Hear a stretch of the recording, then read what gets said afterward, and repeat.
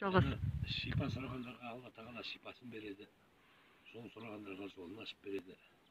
Бала көтермей зарығып жүргендерге бала береді. Сондай осындай нелер болып жатады атаның басында. Жаңағы уже жігіт болып кеткен балалар бар.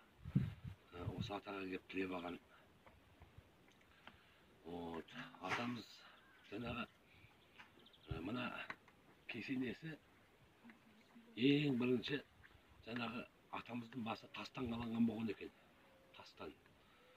Содан бір ғасыр өтеді, ескіреді. Осында 60 жыл шырақшы болған Дәркеш атамыз. Мен құсап осында жүреді ғой шырақшы болып. Сонда атамыз аян береді екен. Әй Дәркеш, неғып жатсың?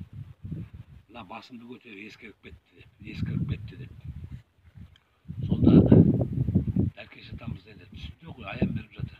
Сонда айтқан екен, мен жалғыз өзім айдалада не жасай алам?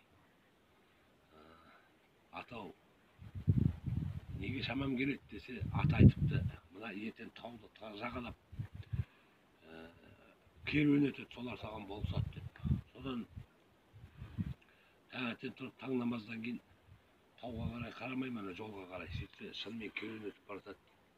Алдынан кесіп шығады, айтады, ей, мына жерде үлкен көтен әулие ата жатыр.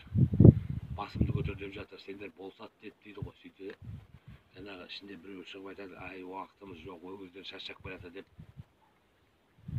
айтады. Сөйтсе атамыз кетіп қалады. Сөйтсе бір 500 метр ма жүргеннен кейін дейді, алдына бір дауыл соғып жүргізбей қояды керуенді. Содан ішіне бір үлкен кісі шығып айтады, ей, мына жерде жаңа бір кісі шығып еді алдымыздан, әулие ата жатыр деп еді, болыс деп еді. Сол кісі жібермей тұр ғой бізді деп, осында келіп, мына лепсінің бойынан тал шауып, қамыс шауып, осы атаның басын бастап көтеріп кетеді.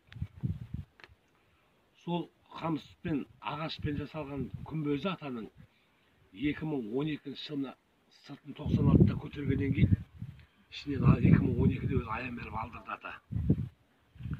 Мына қамысым ескіріп кетті деп, осында 20 жыл шырақшы болған Дәулет ағамызға аян беріп, мына басымда ішімдегі қамысты алып таста, ескіріп кетті деп аян